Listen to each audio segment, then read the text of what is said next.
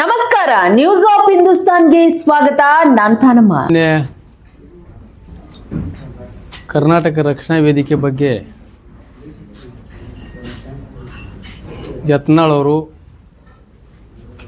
ಲಘುವಾಗಿ ಟೀಕಿಸೋದಕ್ಕಾಗಿ ಅವರಿಗೆ ಒಂದು ತಕ್ಕ ಉತ್ತರ ನೀಡಲಿಕ್ಕೆ ಈ ಪತ್ರಿಕಾಗೋಷ್ಠಿ ಕರೆದಿದ್ದಾಗಿದೆ. ನಾವು ಒಂದು 6-7 ತಿಂಗಳಿಂದ ಯತ್ನಾಳ್ ಬಗ್ಗೆ ಏನು ಹೇಳಬಾರ್ದು, ಅದೊಂದು ಹುಚ್ಚಾಟಿತ ಶಾಸಕ, ಹುಚ್ಚಾಟಿತ ಅಲ್ಲ, ಹುಚ್ಚಾಟಿತಾಗಿ ಅವ್ನು ಹುಚ್ಚಾಗ ಅದಕ್ಕೆ ಹುಚ್ಚಾಟಿತ ಶಾಸಕ ಅಂತ ಹೇಳಬೇಕಾಗ್ತದೆ ಇವತ್ತೊಂದು ದಿವಸ. ಹುಚ್ಚಾಟಿತ ಯತ್ನಾಳ್ ಬಗ್ಗೆ ಏನು ಹೇಳಬೇಕು, ಅವನಿಗೆ ಪೂರ್ತಿ ಹುಚ್ಚಾಗಿಬಿಟ್ಟಾನ. ಅವ್ನ ಪ್ರತಿಯೊಂದು ವಿಷಯಕ್ಕೆ ನಾವು ಹೇಳ್ಕೊತ ಕೂತ್ರೆ ಅದು ಸರಿ ಅಲ್ಲ ಅಂಥೇಳಿ ನಾವು ಬಿಟ್ಟಿದ್ದೀವಿ ಈಗ ಭಾಳ ದಿವಸದಿಂದ ಅವನ ಬಗ್ಗೆ.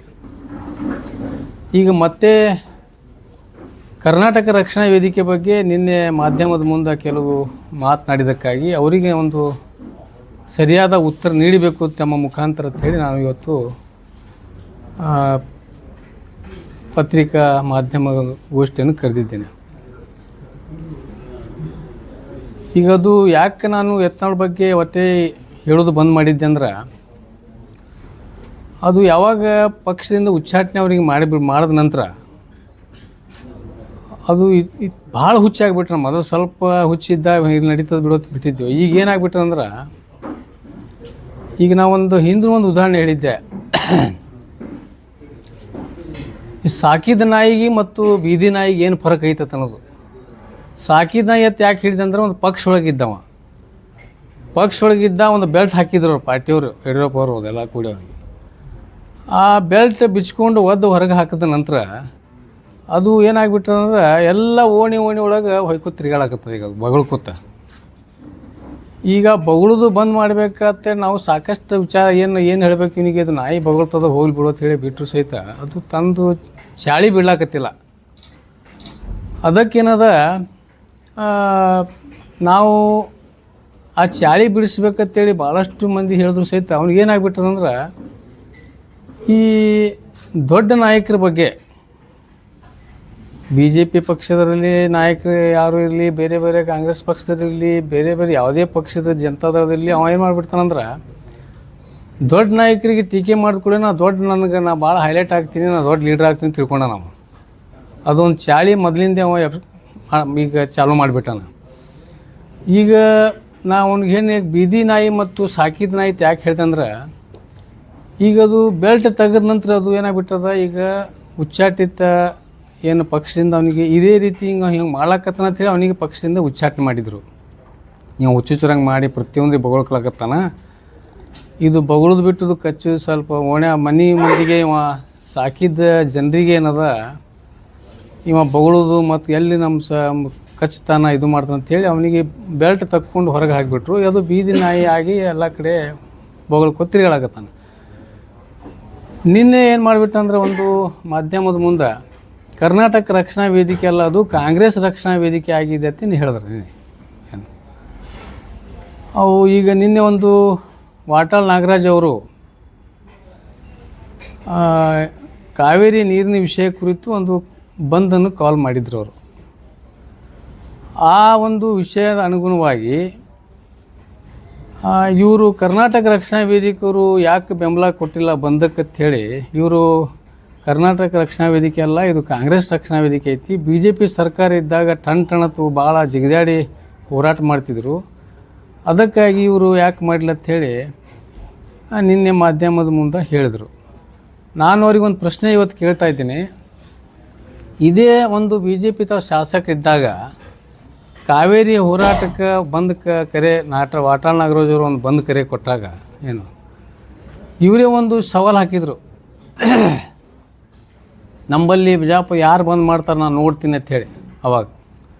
ಅವಾಗ ನಾವು ಕೂಡ ಬಂದ್ ಏನದ, ಯಾಕೆ ಸಾರ್ವಜನಿಕರಿಗೆ ತೊಂದರೆ ಕೊಡಬಾರ್ದು, ಎಲ್ಲ ಜನರಿಗೆ ಭಾಳಷ್ಟು ಜನ ತಮ್ಮ ಕಾರ್ಯಕಲಾಪಗಳಲ್ಲಿ ವಿದ್ಯಾರ್ಥಿಗಳಿಗಾಗಲಿ, ಈ ರೋಗಿಗಳಿಗಾಗಲಿ, ಇನ್ನಿತರ ಭಾಳಷ್ಟು ಇದು ಜನರಿಗೆ ತೊಂದರೆ ಕೊಡಬಾರ್ದು. ಬಂದರೆ ಒಂದೇ ಅದು ಆಸ್ತರ ಅಲ್ಲ, ಹೋರಾಟದ ಭಾಳಷ್ಟು ರೂಪುರೇಷೆಗಳು ಸರ್ಕಾರದ ಗಮನ ಸೆಳೆಯಲಿಕ್ಕೆ, ಸರ್ಕಾರದ ಕಿವಿ ಹಿಂಡಲಿಕ್ಕೆ ಭಾಳಷ್ಟು ಅಸ್ತ್ರಗಳು ಇರ್ತಾವೆ.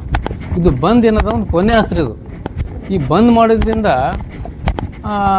ಯಾವುದೇ ಸಮಸ್ಯೆಗಳು ಪರಿಹಾರ ಆಗುವುದಿಲ್ಲ ಅಂಥೇಳಿ ನಮ್ಮ ಕರ್ನಾಟಕ ರಕ್ಷಣಾ ವೇದಿಕೆ ರಾಜ್ಯಾಧ್ಯಕ್ಷರಾದ ಟಿ.ಎ. ನಾರಾಯಣಗೌಡರು ಬೆಂಬಲಕ್ಕೇನಾದ್ರು ನೈತಿಕ ಬೆಂಬಲ ನಾವು ನೀಡಿದ್ದೇವೆ, ಹೋರಾಟ ಮಾಡಿದ್ದೇವೆ. ಇದು ಕಾವೇರಿ ಇಶ್ಯೂ ಸಲುವಾಗಿ ಮೊಟ್ಟ ಮೊದಲು ಫ್ರೀಡಮ್ ಪಾರ್ಕ್ನಲ್ಲಿ ಮೊನ್ನೆ ದೊಡ್ಡ ಒಂದು ಇದು ಮಾಡಿ ಅಲ್ಲಿ ಸರ್ಕಾರ ಗಮನ ಸೆಳೆಯುವಂಥ ಕೆಲಸ ಮಾಡಿದ್ದಾರೆ. ಮುಖ್ಯಮಂತ್ರಿಗೆ ಹೋಗಿ ನಿಯೋಗ ಭೇಟಿಯಾಗಿ ಹೇಳಿದ್ದಾರೆ. ಮತ್ತು ಒಂದು ಉದಾಹರಣೆ ಹೇಳಬೇಕಾದ್ರೆ ದಿಲ್ಲಿಯಲ್ಲಿ ಹೋಗಿ ಜಂತರ್ ಮಂತರದಲ್ಲಿ ನಾವು ನಮ್ಮ ಕಾರ್ಯಕ್ರಮ ನಾವು ಕೂಡ ಹೋಗಿದ್ದೆ ಅವಾಗ ಹೋದ ಸಲ. ಅಲ್ಲಿ ಕಾವೇರಿ ವಿಷಯ ಸಲುವಾಗಿ ನಾವು ಪ್ರಹ್ಲಾದ್ ಜೋಶಿ ಅವರಿಗೆ ಕರ್ಕೊಂಡು ಅಲ್ಲಿ ನೀರಾವರಿ ಮಂತ್ರಿಗೆ ಭೇಟಾದಂಥ ವಿಷಯಗಳು ಸಾಕಷ್ಟು ಅವನಿಗೇನು ಯಾವ ಕಾಣೋದಿಲ್ಲ ಯತ್ನಾಳ್. ಅದಕ್ಕೆ ಇವತ್ತು ಚಾಲೆಂಜ್ ಮಾಡಿದ್ರು ಬಿಜಾಪುರ ಒಳಗೆ. ಅವಾಗ ಯಾರು ಮಾಡ್ತಾರ, ಬಂದ್ ಯಾಕೆ ಮಾಡ್ತೀರಿ, ಬಂದ್ ಮಾಡಬಾರ್ದು ಅಂಥೇಳಿ ಒಂದು ದಿವಸ ನಾವೇನು ಸವಾಲು ಸ್ವೀಕಾರ ಮಾಡಿದ ನಂತರ ಇಡೀ ಮಾರ್ಕೆಟಲ್ಲಿ ಆ ರಘು ಅಣ್ಣಿಯವ್ರಿಗೆ ಅವಾಗ ಅವ್ರು ಭಾಳ ಅಗದಿ ಬಲಗೈ ಬಂಟಿದ್ದಾವ. ಈಗೇನದ ಏನಾಗ್ಯದ ನಿಮ್ಗೆ ಗುರ್ತದೆ ಎಲ್ಲರಿಗೆ.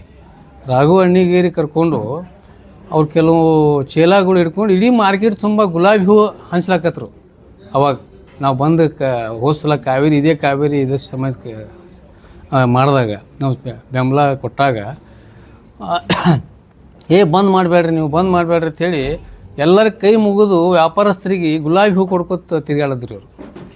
ಅವಾಗ ಬಂದ್ ಮಾಡಿರಿ, ಬಂದಕ್ಕೆ ಯಾಕೆ ಮಾಡ್ತೀರಿ ಅಂತ ಅವಾಗ ಅನ್ನೋದು. ಈಗೇನದ ಬಂದಕ್ಕೆ ಯಾಕೆ ಬೆಂಬಲ ನೀಡಿಲ್ಲ ಈಗ ಅನ್ನೋದು. ಅಂದ್ರೆ ಏನು ಇವನಿಗೆ ಒಟ್ಟು ಇವನಿಗೆ ಯಾವ ಥರದ್ದು ಒಂದರೆ ಇದು ಬೇಕಲ್ಲ ಇವನಿಗೆ. ಅದಕ್ಕೆ ಯಾವ ಉದ್ದೇಶಕ್ಕೆ ಏನು ಮಾತಾಡ್ತಾನಂದ್ರೆ ಅವ್ನಿಗೆ ಏನು ಸಂಬಂಧ ಇಲ್ಲ. ಏನು ಬಾಯಿಗೆ ಬಂದುಬಿಡ್ತದ ದರಲ್ಲ ಅಂತ ಹೇಳಿಬಿಡ್ತಾನೆ.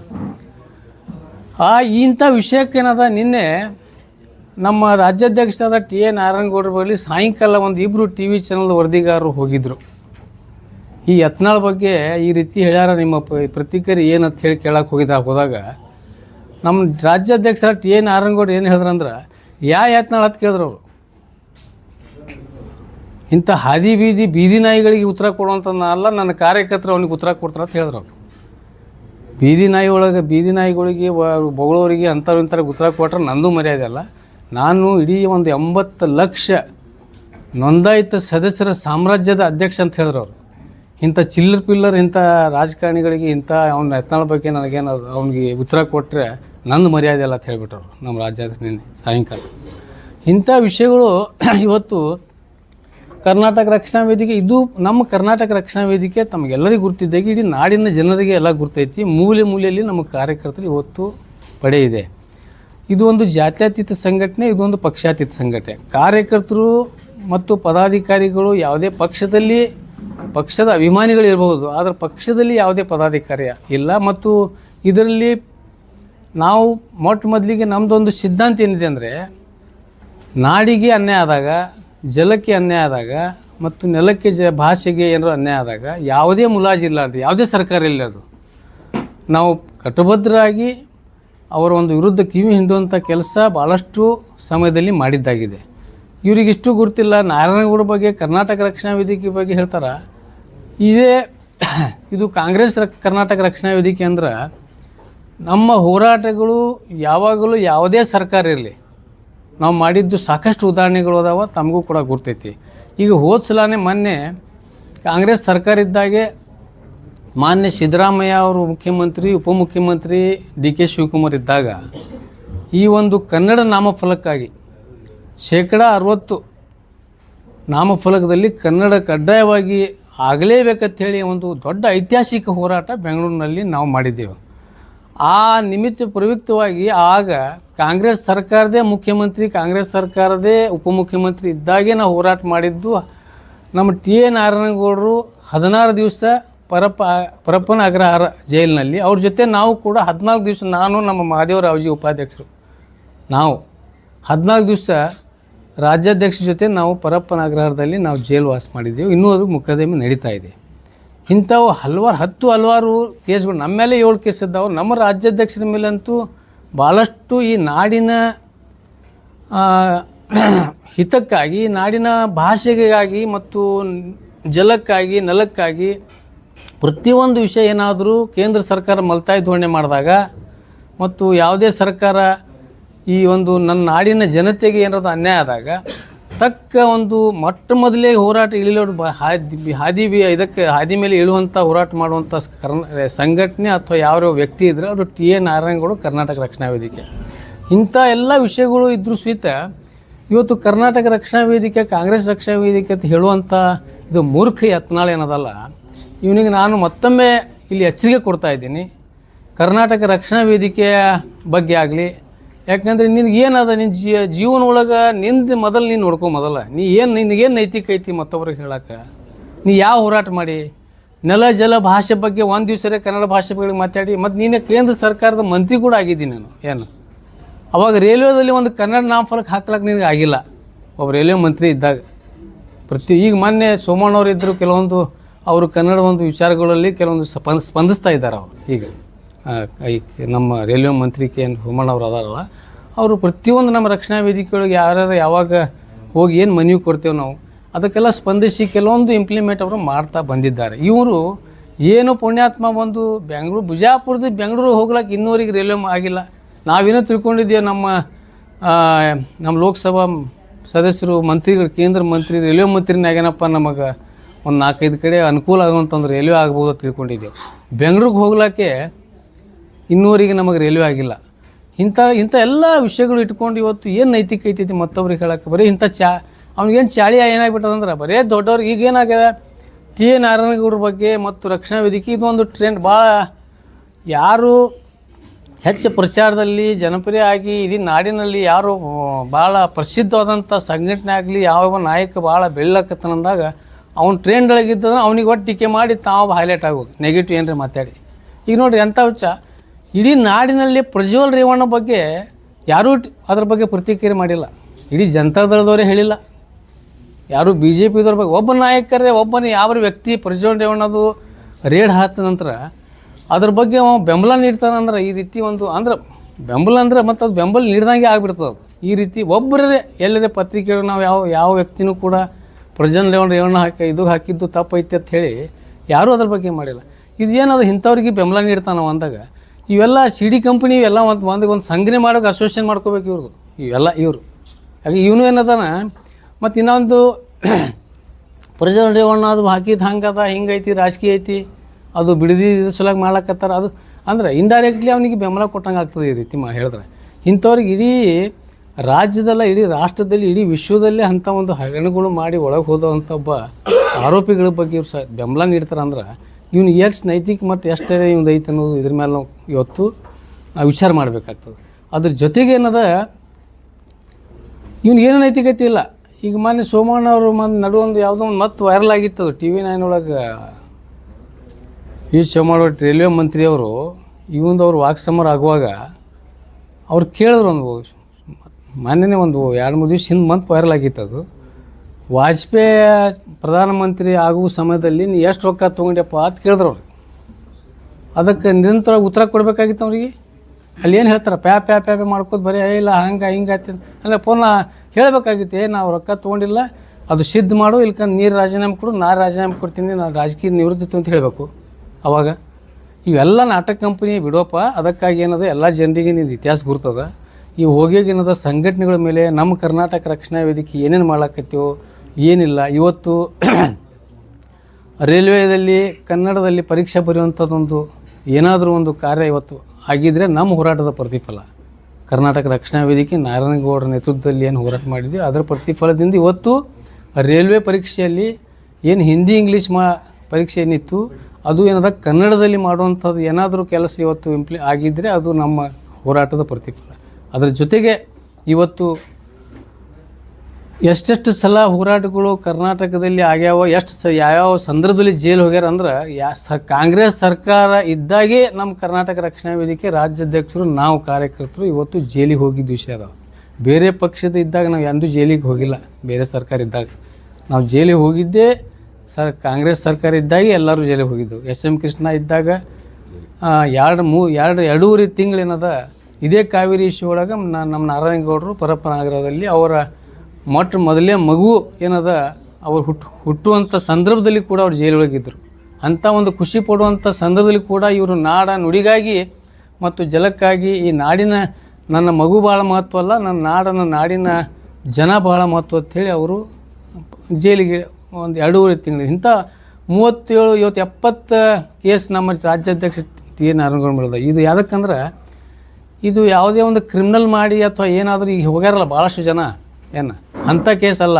ಇವನಂಗೆ ಪಾಜಲ್ ಮಾತಾಡಿ ಏನೋ ಕೇಸ್ ಹಾಕೋತಾನಲ್ಲ ಕೇಸ್ ಹಾಕೊಳ್ಳೋದು, ಅಲ್ಲಿ ವಕೀಲರಿಗೆ ಅಲ್ಲಿ ರೊಕ್ಕ ಕೊಡೋದು, ಹೋಗಿ ಅಲ್ಲಿ ಮತ್ತೊಂದು ಸ್ವಲ್ಪ ಸ್ಟೇ ತೊಗೊಳೋದು, ಮತ್ತು ಇಲ್ಲಿ ಬಂದು ಪಾಜಲ್ ಮಾಡೋದು ಮಾತಾಡೋದು.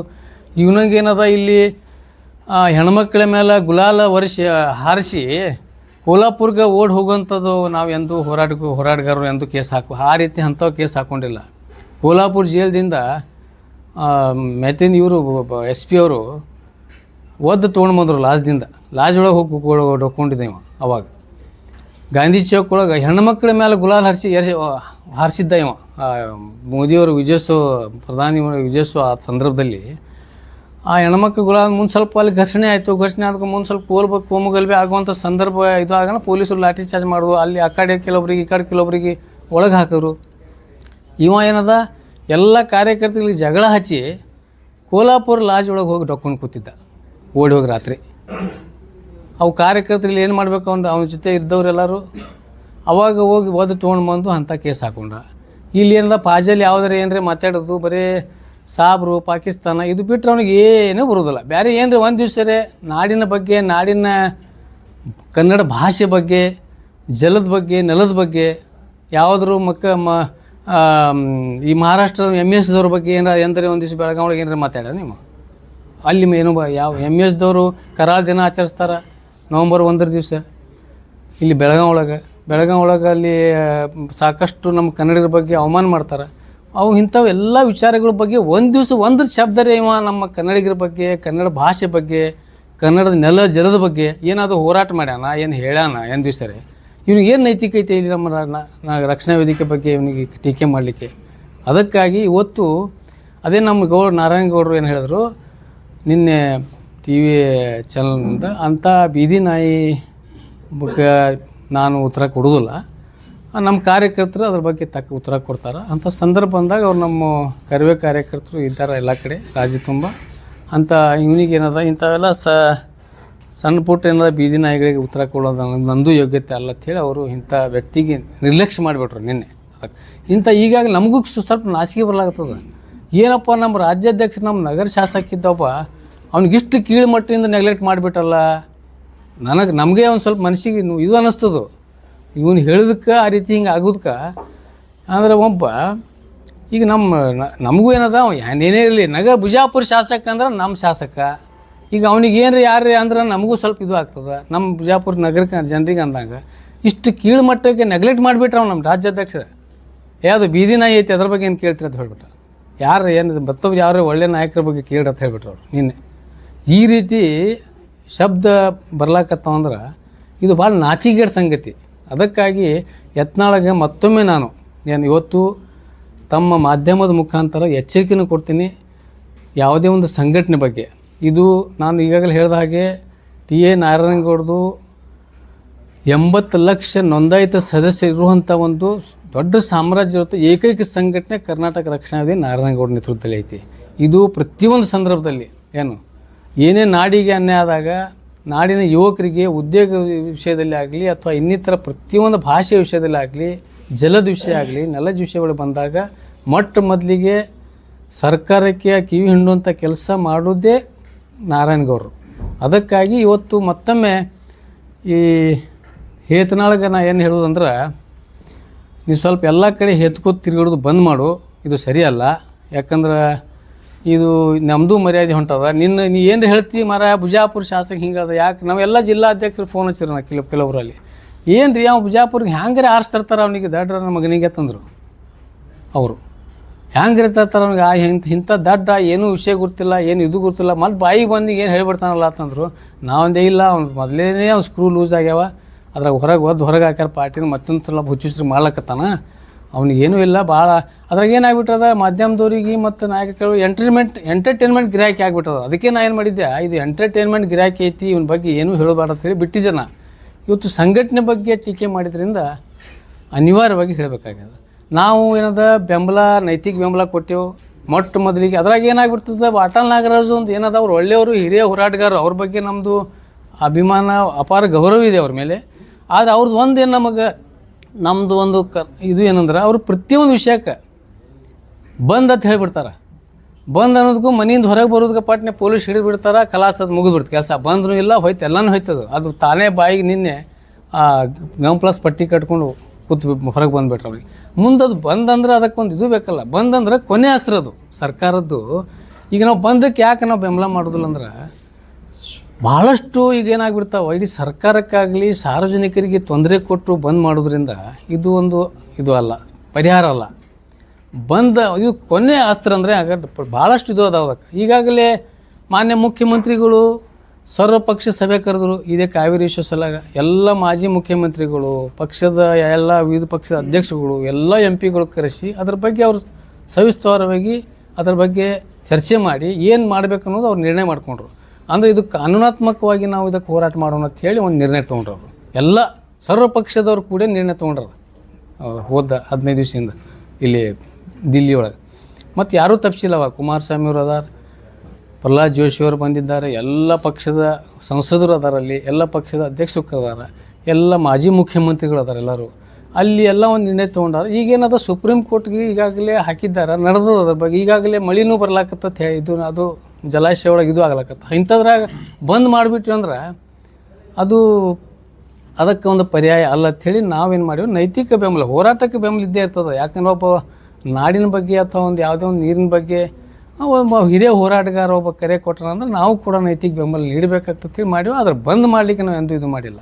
ಅದಕ್ಕೆ ಮತ್ತೊಮ್ಮೆ ಹೇಳ್ತೀನಿ, ನೀವೊಂದು ಇದ್ರಾಗ ಯಾಕೆ ಮತ್ತೊಮ್ಮೆ ಹಿಂಗೊಮ್ಮೆ ಹೋದ ಸಲನೇ ಮತ್ತೊಮ್ಮೆ ಹೇಳಬೇಕಾಗ್ತದೆ. ಈಗ ಇನ್ನೊಮ್ಮೆ ನಾವು ಬಂದ್ ಮಾಡ್ಲಿಕ್ಕೆ ಕಾಲ್ ಮಾಡಿದಾಗ ಈ ಕಾವೇರಿ ಅದೇ ನಮಗೇನು ಸಂಬಂಧ, ಅದು ನೀವ್ಯಾಕೆ ಇಲ್ಲಿ ಬಂದ್ ಮಾಡಿ, ಯಾರು ಬಂದ್ ಮಾಡ್ತೀರಿ ನಾನು ನೋಡ್ತೀನಿ ಅಂತ ಹೇಳ್ಬಿಟ್ಟ. ಅದಕ್ಕೆ ನಾವು ಮತ್ತೆ ಸವಾಲು ಸ್ವೀಕಾರ ಮಾಡ್ಬೇಕಾಯ್ತು, ಅನಿವಾರ್ಯ ಆಯ್ತು ನಮಗೆ. ಯಾಕಂದ್ರೆ ನಾವು ಈಗ ಇವ ಬಂದ್ ಮಾಡಿಬಿಟ್ರೆ ನನಗೆ ಅಂಜಿ ಬಂದ್ ಮಾಡಿಲ್ಲ ಅಂತ ಹತ್ತಿದ.